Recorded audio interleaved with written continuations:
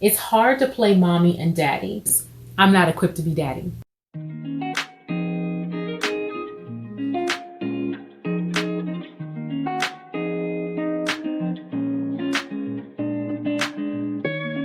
Nicole Parker Davis asks, it's hard to play mommy and daddy.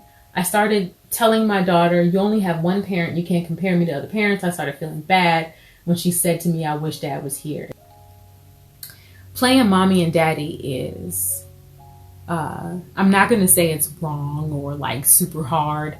I'm going to say that's not the route I took because I'm not equipped to be daddy. I'm not like him. I'm not a man. I'm not, all the things that he was. The reason our relationship worked is because he filled in blanks that I had and I filled in blanks that he had. So trying to be both him and myself, personality wise, I did not take that route. Now, what she may be talking about role wise, as far as disciplinarian versus nurturer, and that I did have to do. And it's exhausting. I'm not going to sit here and lie to you and say, oh, there's a special magic way you can do both. It's exhausting. And what I had to do in that situation was, because at first I was doing that. I was running in the morning all the time. That was the time that they used to get on my nerves the most. So the disciplinarian happened in the morning because it was like, you're not ready. You're still dragging. Mommy has asked you 100 times to do something. Why can't we get this together? And then the tears come and you're like, okay, mommy is not trying to fuss at you. Then there's a nurturer coming. So trying to be both is emotionally exhausting, and trying to start my day that way, feeling like I just, cried a marathon did not work with me.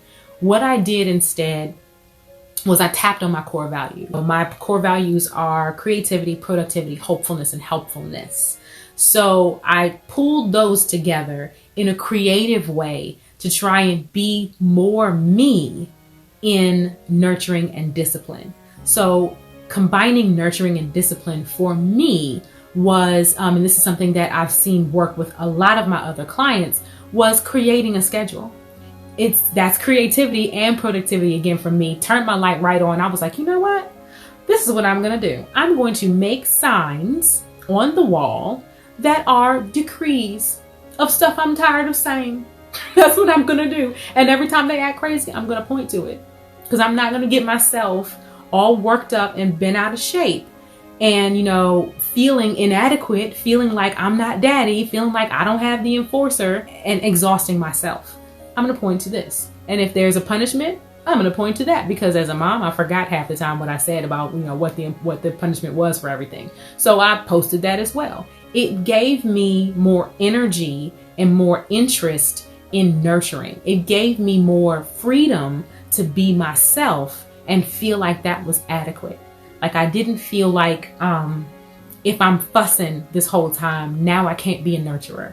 I didn't feel like if I'm, so busy, angry, and so busy telling them what to do that I'm never giving love at the same time. So it freed me up to give love, point to signs, point to punishments, but still give me, it was kind of like a space filler for, that disciplinarian or whatever the case that you're looking for.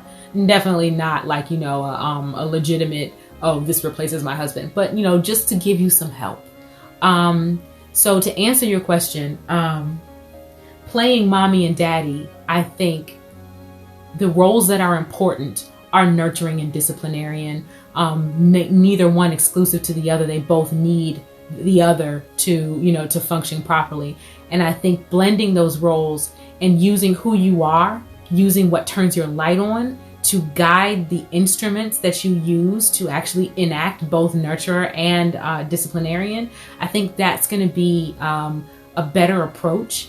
And then as far as the child is concerned, where they're saying, where you're trying to explain to them, well, daddy's not here anymore. And they're like, well, I miss daddy.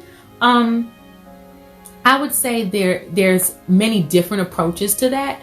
And perhaps the literal approach is making you feel bad, is making you feel like the villain, or making you feel like that's harsh, or making you feel like you're being harsh on her because of the facial expression or, how she feels afterwards, which is our job, to be empathetic to our kids.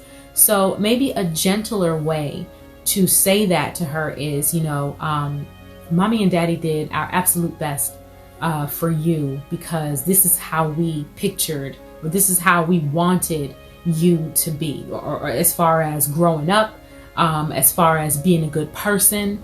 These are the pieces of us that we wanted to give to you so you could have and be the best you could possibly be.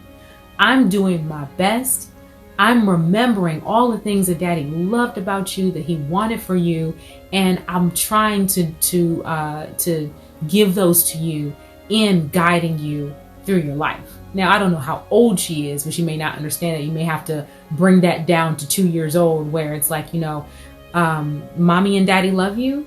Daddy would want you to do this because the team of me and you, mommy and me, it makes a team work. We're a team and daddy is still cheering for us, but we got to make this work together. I'm so glad you guys could join me. I'm so happy to see that you're in here and you're participating and you're actually getting something from this. I keep turning this way because every now and then I look at my phone, I'm seeing DMs where they're like, oh, this is so helpful. Oh, this is so great. Don't be afraid to put those comments in the video so that other widows can be encouraged to converse, to share, to support, because that's what we're here for. I love you guys. Have a great week on purpose.